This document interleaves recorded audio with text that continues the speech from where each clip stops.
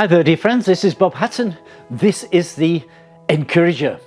We've been going through some of the historical things that happened around Christmas and how Christmas developed, how it came about that we celebrate Christmas in winter on the 25th or the 24th of December. And I tried to explain how that came about and why Christians celebrate Christmas all over the world. Now, today I'd like to go and have a look in the Bible and have a look just a little bit about the biblical background to Christmas, to this wonderful event that took place 2,000 years, or maybe now a little more than 2,000 years ago. Now, I told you in previously that we find the most well-known Christmas story not really in Matthew's Gospel, a little bit in there, and not in Mark, because Mark doesn't mention how Jesus was born, and John only tells us that the Word was made flesh and dwelt amongst us, which is actually pretty good anyway. But it's Luke. He gives us detail about how Jesus was born, and I'd like to read you just a couple of verses from the Christmas story, and we find that in Luke chapter 2, and we're starting in verse 1. And it starts here, and it says, "In those days a decree went out from Caesar Augustus that all the world should be registered. This was the first registration when Quirinius was governor of Syria. And all went to be registered, each to his own town. Also Joseph went up from Galilee, from the town of Nazareth, to Judah, to the city of David, to Bethlehem." So everybody was on the move. Everybody went up to be counted. And the world, or at least the Roman Empire, which was a pretty big part of the world in those days, it was set into motion. Everybody was on the move. And this happened when Augustus was the emperor in Rome. And Augustus, he was the first Roman Empire. He had been kind of the stepson, Julius Caesar's stepson. Julius Caesar had appointed him to be his successor, and of course Julius Caesar was murdered, and Augustus, he took his time to get revenge. There was a civil war going on in Rome, and shortly before this time, he put the civil war, he'd finished it, he was the victor, and he changed his name from Octavian and started to call himself Augustus. And Augustus means the one who's been lifted up, the mighty one. And that's the way he saw himself. And if we look at this objectively, he was probably the most powerful man in the world in those days, and he didn't have any parliament or any congress or anybody who could try to stop him doing whatever he wanted to do. He was a sovereign king and could do whatever he wanted to do. He was very mighty. But these people who got so mighty, whether it was Augustus or some of the other rulers at that time, they seemed to be very, very insecure. So, okay, I am powerful, but how powerful am I? Am I powerful enough? And he wanted to find out how rich he was, how mighty he was, how much influence he was, what kind of significance would he have. And to do that, he needed to know how many people lived in his empire and what these people owned. How much wealth did they have? Because their wealth was actually his wealth. And he wanted to see, how wealthy am I? Am I really the most wealthiest man in the world? Am I really the most powerful man in the world? And so he started this registration, or taking this census when he was the emperor, and Quirinius was the governor in Judea. So off we go in Syria. So off we go, and they started to count the people. A number of years later, we have another emperor in Rome, and his name is Nero. And probably just like Augustus, Nero was also extremely insecure.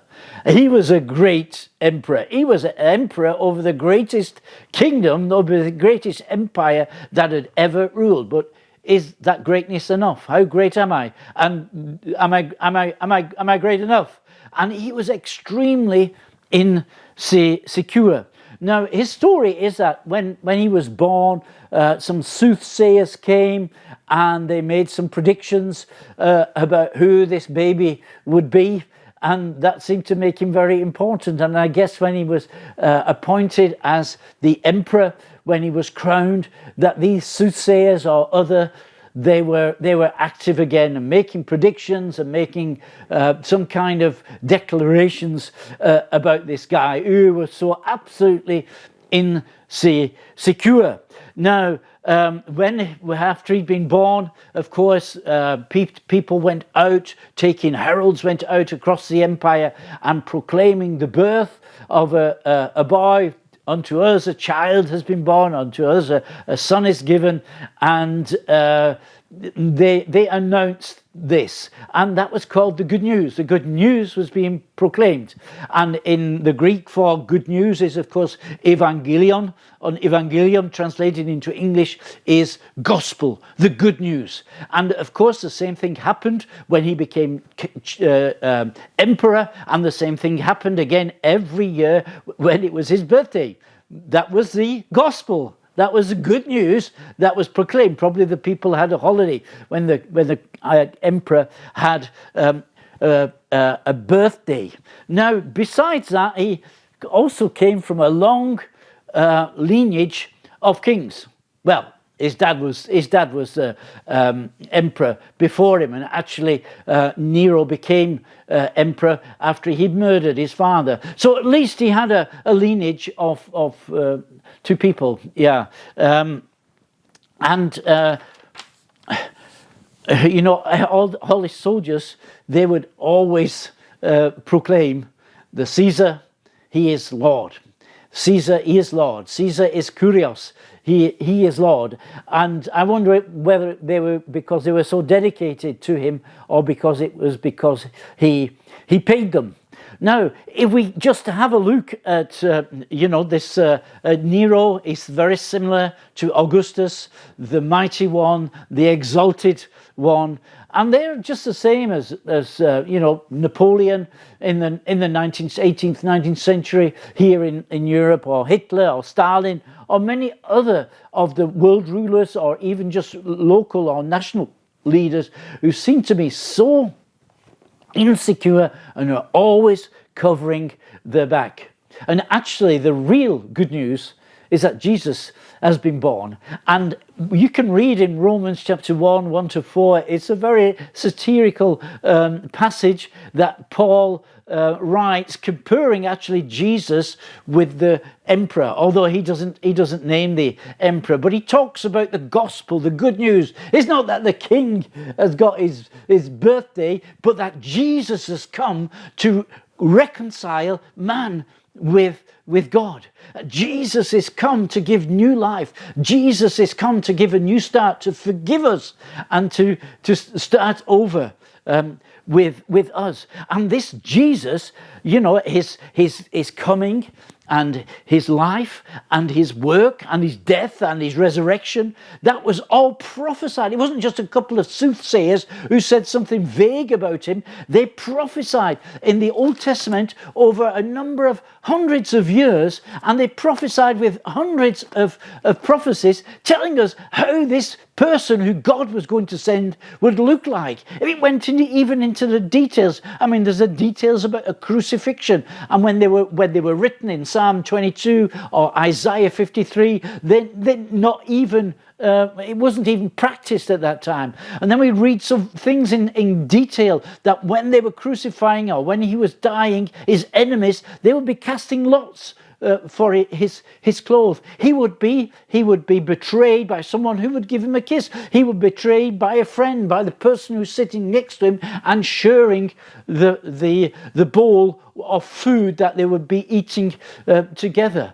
And there's so many things about how he would do miracles, and how he would live and what he would say, and so on and so forth. Many hundreds of prophecies, not just a couple of things that some soothsayer maybe would say. It's remarkable how many prophecies were spoken about Jesus. And of course, he came from a long lineage. He wasn't just his father. He came from the lineage of David, hundreds of years, about 800 years. He was a direct successor, in the line of David. Both his mother and his father Joseph, his stepfather, they came from this long line of kings, this royal line. And to prove that he was the Son of God, he was raised from the dead. No other king, no other emperor, it doesn't matter how mighty and how powerful he was, has ever been raised from the dead. But Jesus, he was proved to be the Son of God by the resurrection from the dead. That's what Paul writes in Romans chapter 1 and the verses 1 to 4. The Emperor Augustus, he set the world in movement just to feed his ego. But he didn't have any idea that what he was doing was actually setting the scene for the greatest movement in the history of mankind. Namely, Jesus would be born in Bethlehem, as the Bible said in the prophet Micah, for instance. Jesus would be born in Bethlehem, although his parents were living in Nazareth.